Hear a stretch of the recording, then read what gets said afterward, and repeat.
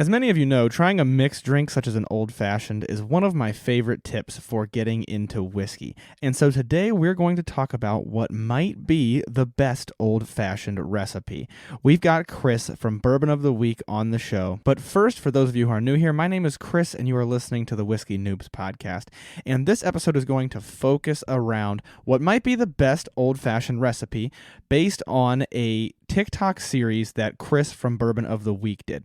So I decided to have him on and let him talk about what led him to do this series, his YouTube channel, his TikTok channel in general, what we look for in old fashions, what we enjoy about old fashions, and then of course a review of this old fashioned recipe that Chris did provide through his TikTok in that TikTok series that he did. This was the best one on that TikTok series that he did. In case you don't know, because some of you may or may not know, an old-fashioned is a cocktail that is made traditionally with whiskey. It can be made with rye or with bourbon, typically, and it involves the use of some sort of sugar, some sort of whiskey, and some sort of bitters, typically, sometimes with a garnish like a cherry or an orange. And so that sugar could be simple syrup, it could be maple syrup, it could be honey. There are all different kinds, which we do touch on in this interview. And then you have all different kinds of whiskeys you can add to it, all different kinds of bitters. There are Angostura bitters being the most common, orange bitters, cherry bitters. In this, we talk about black walnut bitters and many other different kinds of bitters that could be in an old-fashioned. And so that is the traditional way to make it, would be one form of that sweetness like sugar, one form of bitters or more, some form of whiskey, and then it's typically made with ice. So without further ado, I will get to this interview where we speak with Chris about this recipe and about what he has going on his channel. So I hope you guys enjoy. I've got Chris from Bourbon of the Week. Chris, I'm going to let you go ahead and just kind of introduce yourself, your YouTube channel, and while you do that, I'm going to build up the old-fashioned that we're going to talk about today. Perfect. So yeah, like you said, my name's Chris. I'm with Bourbon of the Week. Started the YouTube channel about 3 years ago, kind of got into it during the pandemic. I feel like a lot of people started to either start something on the side or find some type of hobby to take part of. For me, that ended up being YouTube. It was more of I wanted to learn the editing side of things rather than the whiskey side of things. But I ended up falling in love with whiskey at the time. So at the same time of meeting my now wife, her stepfather was actually really into whiskey. And of course, I had to impress him by knowing everything I could about whiskey. So going into family dinners and stuff like that, I talked to him. He had a table full of whiskey, full of bourbons that I could try, which was nice because, as you know, in the bourbon world, it gets a little expensive if you got to buy all these bottles yourself. So I would go over there, drink his collection, figure out what I liked. And then, like I said, with COVID hitting and everything like that, I got to try and start up the YouTube channel. And it started out a little rough. If you go back and watch a few of the first few videos, some stretched screens and some bad editing. But we're getting to the point now where I'm starting to figure some things out and really having fun with it. That's awesome. Yeah, you got some pretty good stuff going on over there between the YouTube and the TikTok. The long form content. A lot of the TikTokers and things I talk to, they don't have that long form content like you do on YouTube. Yeah, the long form definitely is a little bit harder to work with, especially in this space. Absolutely, absolutely. But it can be the most helpful for people who are just getting into it and don't really know what they're doing. I agree. You with the podcast as well. I know I just listened to your Weller special and everything like that. I just picked up the Weller 12 myself, and listening to you talk about it and going through your observations on everything and either disagreeing or agreeing. And no matter which way you go, it doesn't really matter as long as you're getting that opinion of, what somebody else really thinks about it. It really does help out. Yeah, absolutely. So I'm curious, and I'm not quite done building this cocktail, so I'll ask, what did you think of my Weller impressions? What are your thoughts on the Weller lineup? I think I haven't had the CYPB like you have, and I haven't had the single barrel. I just got the Weller 12, the Special Reserve, the Antique 107, and the Foolproof. I think the Foolproof has the most to offer when it comes to flavor versus proof. I think I kind of agree with you on the 107, where does that proof really give you enough of the flavor? And then you really, I think, loved the Special Reserve a little bit more than me, but I couldn't really disagree with what you were saying because of the price on that. When you're talking about the price range on the Special Reserve in that $20, $25 range, I can't really knock Special Reserve for what it is. I did like the Foolproof a lot better and the Antique 107 better than the Special Reserve. But at the end of the day, like you said, at $24, you can't really go wrong. Okay. Yeah. Yeah. Good to know. Yeah, that's my biggest thing. I couldn't believe how cheap Special Reserve was, honestly. But It is kind of crazy. I wish it was a little bit more available where I am, but I know people in Ohio and Texas can pretty much find it whenever they're looking for it. So that's about the only benefit to Ohio right there is we get exactly. we get Weller. That's for sure. All right, I am going to stir this. It's 35 times according to 35 your times. video. That's what they tell me. The All right. 36th will make it bad. Oh, is that right? Okay, I gotta That's be very it. That's careful. that's it. So this one, I know Buffalo Trace is one of your favorites as well. So thankfully, that's what we've got working in this particular recipe. Yes, that's correct. I was super stoked to find out that your favorite of all of these old fashions was the Buffalo Trace. So let's get into that a little bit. So you do the YouTube videos and you also do a TikTok, and this is where you first came across my For You page. Actually, was your old fashioned everyday find the best one on TikTok. So go ahead and just kind of explain your what led you to want to do that, and what was your experience with all of it. So basically, the old fashioned recipe is the craziest thing that I've come across on TikTok because, and I think the best reason that it did well on TikTok is everybody and their mother has an old fashioned recipe, right? And everybody who has an old fashioned recipe thinks that their old fashioned recipe is the best old fashioned recipe there is, which is awesome because no matter what, if you enjoy it, then you're correct. It's the best old fashioned recipe that there is, which kind of goes along with whiskey as well. Something you might love, I might not love, but neither of us are wrong. So I started out with making an old fashioned recipe that I usually make and basically just said, hey, like if anybody has any other old fashioned recipes, let me know in the comment section below. And it started blowing up because, again, that algorithm with TikTok loves when people interact, and people interact when they think they have the best recipes. So they started posting and posting. I couldn't even keep up with, everybody's recipes. And it got to the point where it was, I think this was day 15. I pushed it to day like 25 or 30 of trying all of these different recipes. And I couldn't drink an old fashioned at this point anymore. I was done with them. I was drinking I bought so many different types of sugars, so many different types of whiskeys, so many different types of bitters just to try to make all of these different recipes. And it was a lot of fun. Again, I would have never found this particular recipe without that. And there are a lot of interesting recipes along the way that I never would have tried. Yeah, that's for sure. And I've gotten those questions before. I do Q&A episodes, and I've gotten questions about old fashions before, like what sugar do I use? What type of bitters do I prefer the most in my old fashions? And it's like you said, there are just almost infinite combinations of the ways you can do this. So that series really caught my eye because I thought that was such a great idea. And every once in a while I'll sit down and enjoy an old fashioned, especially like if I'm doing something where I'm like treating myself. I treat an old fashioned almost like a dessert, Absolutely. I really like them with like a cigar or something like that. And so when you did that series, I was like, this is sweet. I want to see what he comes up with. And so I thought I better have you on the show to talk about your favorite, because old fashions are a great intro into the whiskey world. And a lot of what I do is helping to try to introduce people into the whiskey world. So I thought, have you come on and talk about it a little bit. Now, I'm sipping this, and it is delicious. The thing about this particular one, I love sweetness when it comes to either my straight up whiskeys or even my old fashions and everything like that. I think if we can talk about the recipe real quick, it's got 2 ounces of Buffalo Trace in it, 2 dashes of Angostura bitters, which took me a very long time to actually pronounce. I just used to call them, I don't know how to pronounce them, bitters, and everybody kind of understood what that meant. Finally, people put it in the comments and sounded it out for me.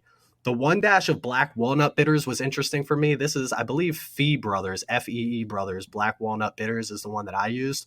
I'm sure that they're very similar if you don't have that particular one. And then the interesting part, which I think adds a lot of sweetness, is that 0.25 ounces of 100% maple syrup. So using 100% maple syrup over like a regular maple syrup that you would use for pancakes or something, which obviously adds sugars and everything like that to it.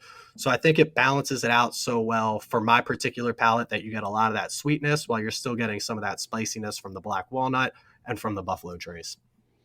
Yeah, absolutely. I think that's a great assessment of this, because sometimes, especially if it's just like a sugar cube and Angostura, let's say, I get almost too much of the bitterness, too much of the spice. It doesn't give you the sweetness that I like. And you mentioned you like yours sweet. I'm totally the same way. I like it to be almost like a dessert, or like I said, like a treat. So if it's really feeling too spicy for me, then I don't enjoy it quite as much. And I think I'm getting, and I'll talk it closer to the end about my thoughts on this because I really enjoy it so far.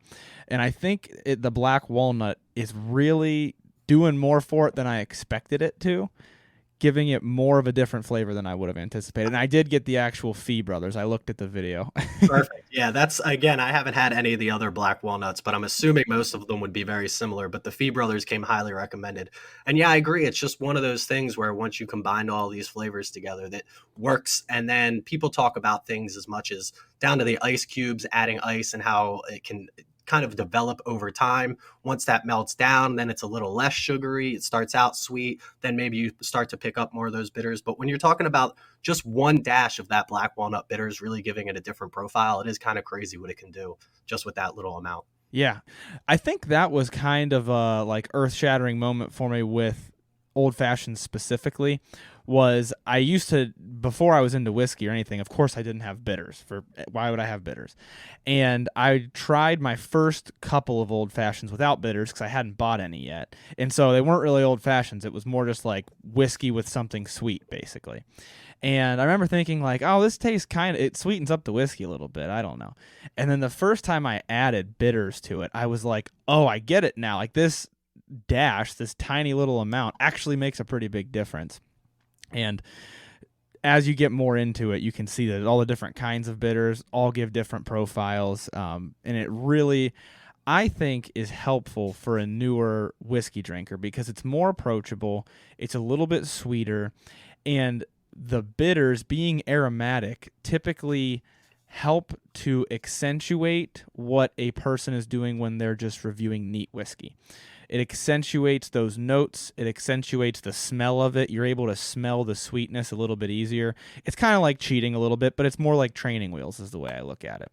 Yeah, I think the big problem today with a lot of whiskey newcomers coming into whiskey is they watch some of these reviews, and yours is a great example of how you can actually tone it down to the point that you're just trying different things and figuring out your palate versus going onto some of these channels and they're trying to tell you about these. Not that they're not picking out these different flavor profiles, but some of them are so far past the beginner stage that when you start to almost get, oh, I don't get these flavors, I'm doing it wrong, or oh, I'm not picking this out, or oh, I'm not where this guy is and he's 10 years into sipping whiskey.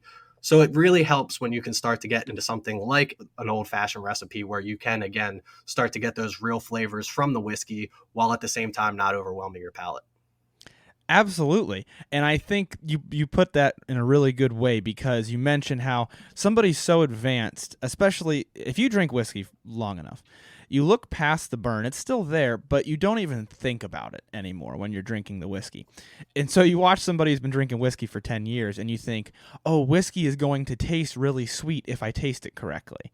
And you don't realize that it's still going to burn. And I think a well-made old-fashioned is what a new whiskey drinker who hadn't really tasted whiskey and enjoyed it yet would expect a good whiskey to taste like. It has that sweetness that I think you anticipate based on watching all these people who are experienced actually drink it and talk about it. And like you said, and we mentioned before, there's so many different recipes where maybe if this isn't your particular flavor profile, if you don't love the sweetness, that can still bring you back to the original whiskey that you use in it. Maybe you realize you like spicy and you want to try a rye out versus, oh, I do really like this sweetness. And you talked about Weller having that sweeter profile because it's a wheated. So it can start to really gear you towards what you're going to enjoy in a neat whiskey or a straight whiskey or even a whiskey on the rocks outside of the old fashioned recipe. Yeah. Now, I am going to give my opinion on this old fashioned here in a few, but first I'm wondering, so you mentioned the thing that got you into bourbon was your father-in-law, correct? He had bourbon? Correct. So prior to that, what was your experience with bourbon? Did you ever really drink whiskey for enjoyment? Were you more of like a Bud Light guy? Like I specifically drank a lot of like Bud Light prior to getting into whiskey. What was your kind of experience there? I was your low end Jack Daniels, Jack and Ginger. Well, it was Jack and Coca-Cola, and then it was like maybe I should cut out a little sugar, so I went to Jack and Ginger. Before that, it was actually Captain Morgan. I was kind of into rum, but not in the sense that I'm into whiskey now. Just I liked Captain Morgan or Admiral Nelson or whatever I was drinking, and a lot of mixed drinks, a lot of Jack and Gingers or Jack and Cokes, and then again Bud Lights, Miller Lights, Coors Lights, whatever was on $2 drafts that night at the bar. But other than that, before I met my now wife and her stepfather, it was just one of those things where I drank what I was drinking, and I was younger, so I wasn't trying to spend a lot of money on it. And now looking back on it, I wish I still wasn't spending this much money on it. But here we are with a $125 bottle or 120 bottle collection. And I'm sure you can see, yourself how quickly it can add up once you start buying full bottles.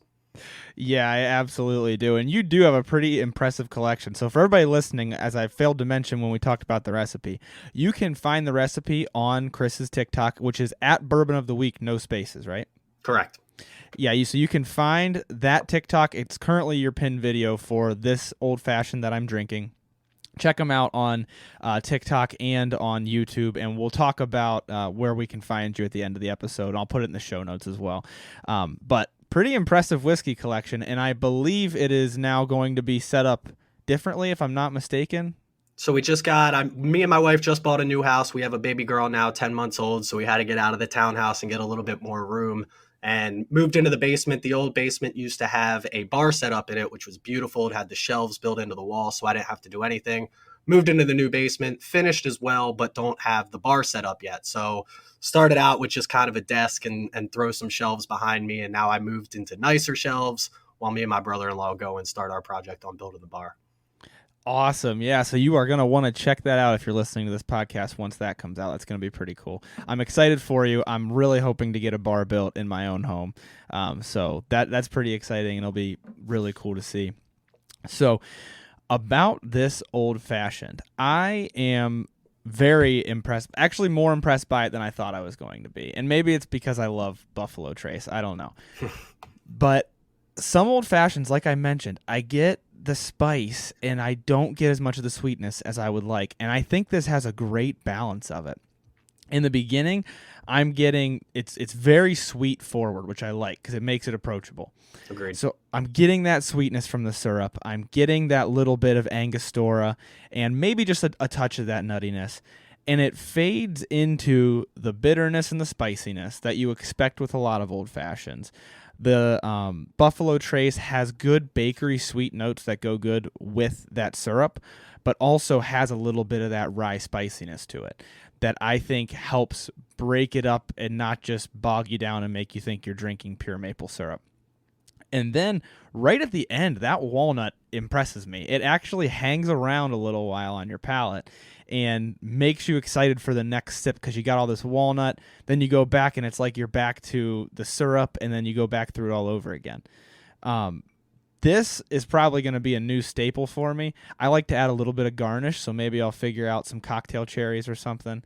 But cherries is always a good option. And again, that's the best part. You can kind of cherry if there's an orange that you want to throw in there, express an orange peel over the top, whatever you really want to do with it. I know people smoke their old fashions as well. If you want to add a little bit more of that oaky, smoky flavor to it, you can. But I think, again, it's one of my favorite as of right now. Absolutely. And I think I might have to try smoking this because I'm wondering how that smoky flavor and the walnut flavor are going to interact. I think that could be really enjoyable, probably. I agree. The crazy part that I found going through this whole TikTok trend was the different sugars and then turning all of those sugars into simple syrup. So the nice thing about simple syrup with old fashions is it's basically take your favorite sugar, add 1-to-1, whether it's sugar to water, or even 2-to-1 if you want it extra sweet, and just boil it down to the point that that sugar is dissolved and then let that cool. And that's what you can use in an old fashioned. But people are telling you white sugar, brown sugar, raw sugar in the raw. Then you have like agave syrups, the maple syrups, and all these simple syrups. And again, just so many different variations of what you can do with this. It's crazy. Yeah. Did you make any with any agave syrups? I actually didn't see if you did. I believe that I did one with an agave syrup. I know I bought the agave syrup, so I'm assuming I would hopefully at least use it once. But the agave syrup was a little bit more sweet than that maple syrup. Actually, it's just that straight raw syrup and that straight raw sugar, more of a molasses flavor than the actual syrup flavor, which was still good. But again, sometimes just one thing out of balance can really take it over the top. Yeah, absolutely. I've never used it in old fashioned, so I'm going to have to try that. But I do have some agave syrup I used in, it was a cocktail somebody recommended on TikTok, and it was similar to a Gold Rush, but instead of honey syrup, it used agave syrup, and I think that was the only difference. and it was pretty enjoyable. But like you said, it's really sweet because it's just like sweetness. It's not like maple and sweetness like you get with Right. maple syrup. Yep. All right, so I'm bragging about how good this old fashioned is. And one thing that I wanted to talk about is it's made with Buffalo Trace, which you know I'm a big fan of. Absolutely.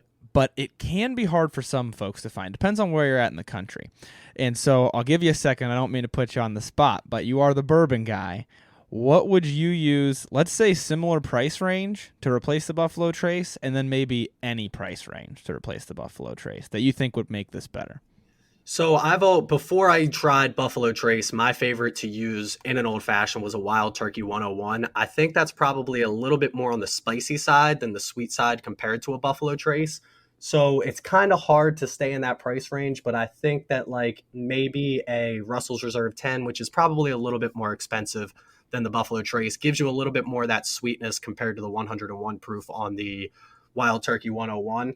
And then one of my favorites to use, I've started to work with that, with the sweetness of that maple syrup, and then using a rye as well rather than an actual bourbon. So we have what's called Dad's Hat's Rye here in Pennsylvania, which is a Pennsylvania rye. And Pennsylvania was actually known for rye way back in the day. It kind of Kentucky took over the bourbon world. Pennsylvania used to have the rye world. So they make really good ryes here in Pennsylvania still. So Dad's Hat Rye is a really good whiskey to use in an old fashioned to, again, kind of balance out that sweetness with that spiciness. And then you still have Wild Turkey 101 Rye if you can't find Dad's Hat Rye. Okay, good to know. I actually have not heard of the Dad's Hat Rye. I might have to look for that. Do you know if it's available elsewhere or if it's just Pennsylvania? I believe it is available outside of Pennsylvania. I don't know exactly where it's located right now, but there are a few states outside of Pennsylvania that can get their hands on it. Okay, great. Yeah, Ohio has some screwy laws, so sometimes other states will have good stuff and Ohio won't. I think you guys get Penelope, right? We don't get any Penelope. We do, and you're missing out if you haven't had any yet, because I can promise you, I haven't had one yet that I haven't enjoyed. Is that right? That's good to Yeah. hear. I'm going to have to get my hands on some. I think I'm going to have to travel and go get some. Pittsburgh's not too far from me. I actually just went there not long ago, so I'm going to have to head over and get myself some of that Penelope then. You won't be disappointed. That's awesome, yeah. So you mentioned when you were talking about the old-fashioned that you like a sweet forward old-fashioned, similar to what I do.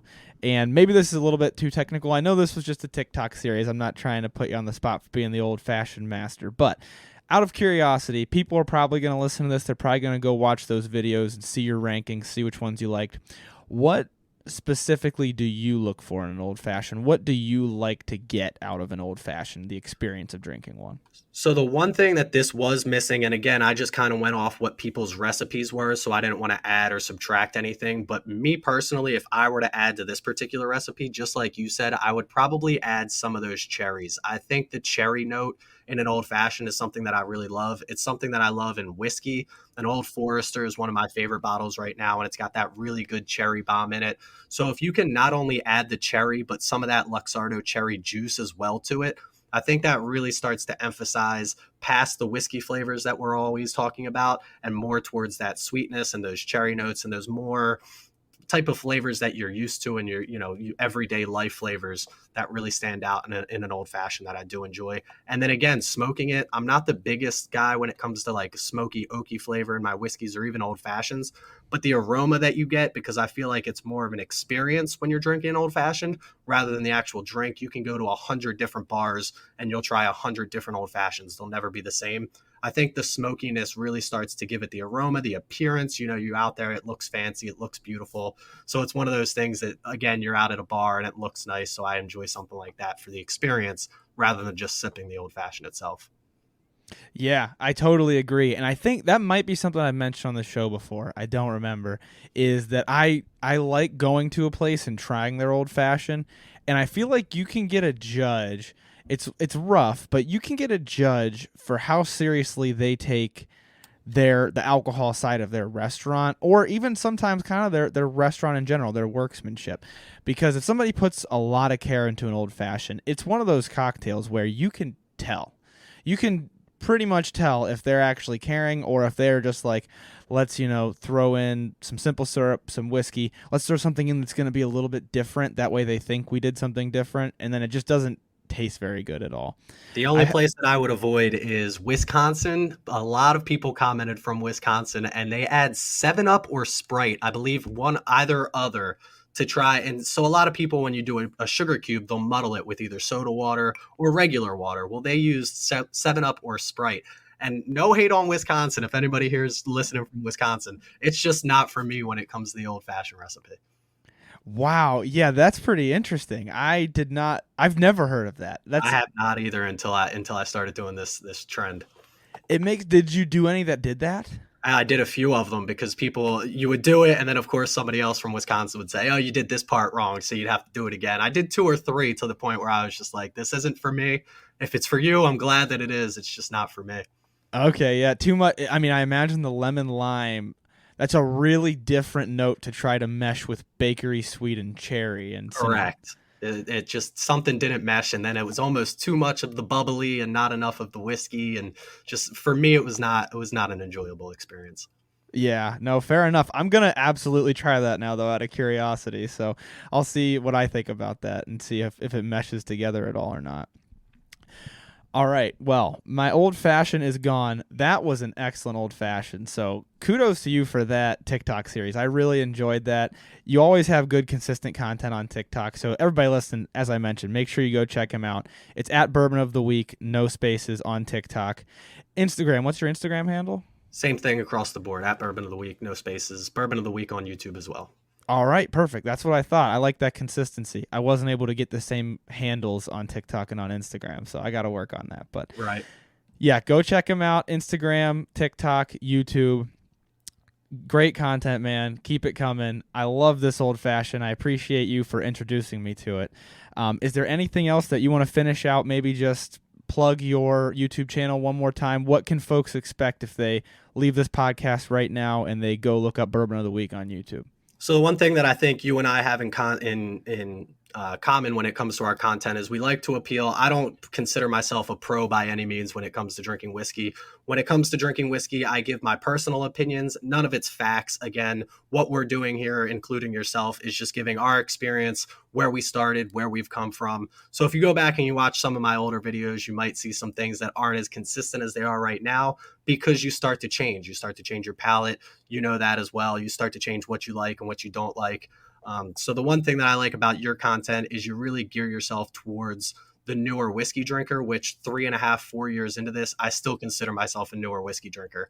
I don't know everything that there is to know. I learn as I go. So if people are out there and they're watching my content and either I say something that you might not agree with or I say something that you don't think is true, just know that it's coming from my personal experience.